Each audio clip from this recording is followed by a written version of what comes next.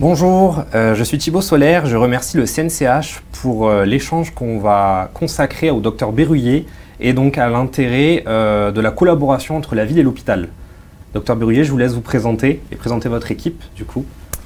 Alors effectivement, moi du coup je suis cardiologue à l'hôpital de Villefranche ça fait environ 6 ans maintenant qu'on a monté une filière d'insuffisance cardiaque.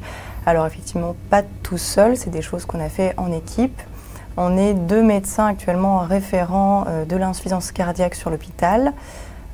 Pour autant, on n'a pas de temps dédié à cette insuffisance cardiaque, c'est-à-dire qu'on passe plutôt notre temps dans les services hospitaliers, en consultation, en échographie, mais pas sur l'insuffisance cardiaque en soi.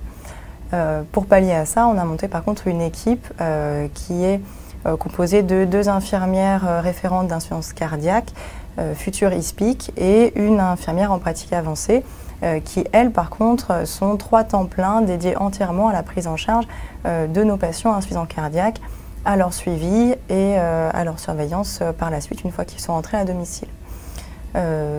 C'est un peu, du coup, le pilier de notre équipe, de notre filière insuffisance cardiaque, c'est cette prise en charge qui est pluridisciplinaire et qui repose vraiment sur nos paramédicaux et qui nous permet d'avoir quasiment aucun temps médical dédié à cette activité.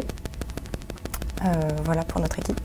C'est une construction très impressionnante. Est-ce que vous avez mis plusieurs étapes pour arriver du coup à ce format et à ce RH du coup actuellement?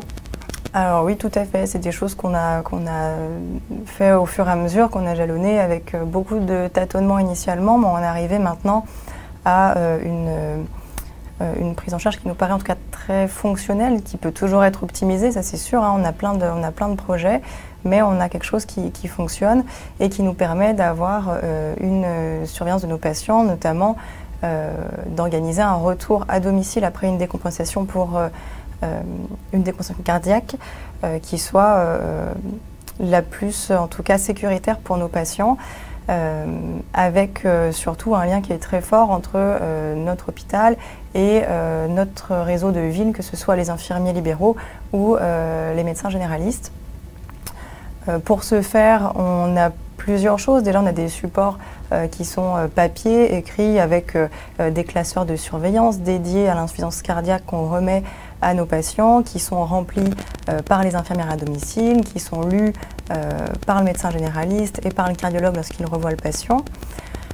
On a également une plateforme de télésurveillance qui nous permet de poursuivre la surveillance du patient une fois qu'il est rentré à domicile, avec une balance connectée qui va lui permettre de se peser 2 à 3 fois par jour, et une infirmière à domicile qui va passer voir le patient et remplir une évaluation clinique pour nous dire est-ce que le patient va bien, est-ce qu'il se sent bien, est-ce qu'il est essoufflé, est-ce qu'il a des œdèmes. Et en fonction du rapport qui va être amené sur notre plateforme de télésurveillance avec l'état clinique du patient ainsi que les informations du poids qui augmente ou pas, on va pouvoir essayer de l'aider au mieux en cas de récidive précoce d'insuffisance cardiaque à domicile pour lui éviter d'être de nouveau hospitalisé. Et c'est vrai que pour ce faire, le lien avec la ville il est essentiel. Donc on est en contact avec les infirmières libérales de la région et infirmiers libéraux, avec des formations pour qu'elles soient capables de remplir cette plateforme, qu'elles puissent nous appeler si besoin, qu'elles sachent la conduite à tenir en cas de décompensation cardiaque, avec du coup quelque chose qui est maintenant très protocolisé. Et puis c'est des infirmiers qu'on connaît en fait. Maintenant, on a vraiment un réseau qui est assez complet, dans lequel en fait le médecin généraliste reste quand même le chef d'orchestre de tout ça. C'est lui qui doit être au centre de la prise en charge du patient et qui va derrière recevoir le patient en consultation en cas de décompensation. Nous, on est toujours là si besoin.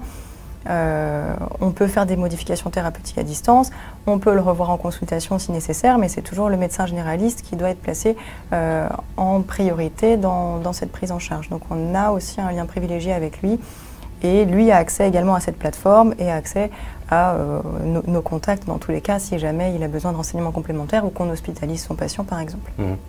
Donc on a maintenant quelque chose qui a l'air d'être en tout cas assez fonctionnel sur un réseau qui est très complet.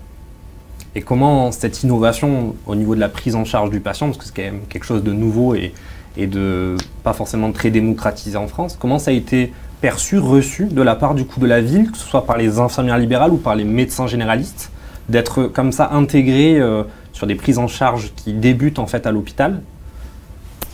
Pour ce qui est des infirmières, il n'y a pas eu de soucis particuliers. On les rencontre 3 fois par an justement pour échanger à ce sujet avec elles, pour qu'elles puissent continuer à être formées sur l'insuffisance cardiaque en général, sur des sujets qui les intéressent. Donc c'est vraiment des gens qu'on rencontre régulièrement et qui au contraire sont plutôt très satisfaits d'être au centre de la prise en charge de leurs patients. C'est elles qui font tout le travail, hein. C'est les infirmiers qui sont à domicile, qui voient le patient tous les jours, c'est pas nous, hein. Donc ils sont vraiment au centre de cette prise en charge, mais derrière, il ne faut pas qu'ils soient non plus isolés, parce que le nombre de fois où ils vont voir des patients à domicile qui constatent qu'il y a des soucis, mais qu'en fait derrière, il n'y a rien pour leur répondre, l'idée c'était plutôt au contraire de pouvoir leur fournir un backup et de pouvoir les aider à prendre en charge les patients. Donc pour elles, c'est vraiment un plus à domicile. Et le médecin généraliste, je pense, après on a aussi des contacts avec eux, ils savent qu'ils sont au centre de la prise en charge. Je pense qu'ils ont quand même un bénéfice parce qu'ils savent qu'on est aidé, enfin, qu'on les aide pour adapter justement les traitements de leurs patients à domicile. Ça leur évite de les revoir systématiquement aussi, donc ça diminue potentiellement le nombre de consultations qu'ils vont faire avec leurs patients. Mais à chaque fois qu'on change un traitement, on les tient au courant, etc. C'est pas quelque chose qu'on fait dans notre coin. Il y a toujours un lien avec le médecin traitant qui est systématique. Et on n'a en tout cas pas de retour négatif sur cette prise en charge. Et je pense que si c'est bénéfique pour leurs patients, ça doit être positif pour eux aussi. Pour tout le monde. Et est-ce que ça vous arrive de travailler avec des cardiologues libéraux, du coup, pour certains patients qui seraient passés par l'hôpital, mais qui sont suivis par des cardiologues qui ne sont pas hospitaliers? Alors c'est une très bonne question. On a eu fait ça. Et maintenant, c'est une limite qu'on se met. On évite d'interférer avec les cardiologues libéraux. Parce qu'en fait, nous, on a notre moyen de suivi d'un patient. Et en fait, eux, ils ont déjà souvent quelque chose aussi, ils ont de leurs moyens. Donc l'idée, c'est de ne pas aller interférer s'ils ont déjà un moyen de surveillance. Pareil, c'est parfois compliqué. Imaginons que le patient a un souci, il a son cardiologue de ville, mais celui-ci n'est pas joignable pour X raisons. Nous, on a l'avantage à l'hôpital d'avoir une permanence des soins. Il y a toujours quelqu'un qui est là 24/24, 7 jours sur 7, donc on est joignable. Donc facilement, le patient va nous joindre, va vouloir une réponse rapide. Donc nous, c'est des choses qu'on va pouvoir donner. Sauf que derrière, le cardiologue n'est pas forcément au courant du coup des modifications qu'on a fait. Et le patient va avoir tendance du coup à trouver difficile d'être suivi par un médecin qui ne fait pas les modifications et qui est moins disponible que nous. Mais enfin, c'est normal, à juste titre, hein, ils peuvent pas être là à 100%. Donc souvent, c'est des patients qui demandent en fait finalement à ce qu'on les suive derrière. Vu que c'est nous qui répondons à leurs demandes, ils demandent à être suivis de notre côté plutôt que par le cardiologue. Donc on essaye de faire pour l'instant de séparer. On n'a pas trouvé la bonne solution pour allier par contre notre surveillance avec les cardiologues de ville, mais c'est vraiment quelque chose à étudier par contre. D'accord, très bien. Et les patients s'aperçoivent du coup de cette continuité des soins entre le moment où ils passent à l'hôpital et cette transition où ils vont être à domicile? On a des très bons retours des patients. Alors on sait que la méthode elle est efficace, hein. On a montré vraiment une diminution de moitié du taux de réhospitalisation de nos patients, donc ça c'est pas la question. Mais c'est vrai que le fait d'avoir une télésurveillance, on a un peu envie de penser que ça met vraiment une distance avec les patients qui sont plus suivis, on dirait qu'il y a plus d'une perte d'humanité, ce qui est vraiment pas le cas. Au contraire, ça met un lien assez fort avec les patients qui sont surveillés parce qu'ils sont moins isolés, ils ont du passage, que ce soit les infirmières, etc. Ils sont contactés dès qu'il y a le moindre souci. On a eu par exemple un patient qui se pesait avec une pile de livres sur sa balance pour juste déclencher une alerte et puis qu'on puisse l'appeler juste pour discuter, quoi. C'est vraiment quelque chose qui fait du bien. On en a qui à chaque fois qu'ils passent à l'hôpital pour X raisons, une consultation, font un détour pour amener des chocolats aux infirmières qui gèrent l'insuffisance cardiaque chez nous.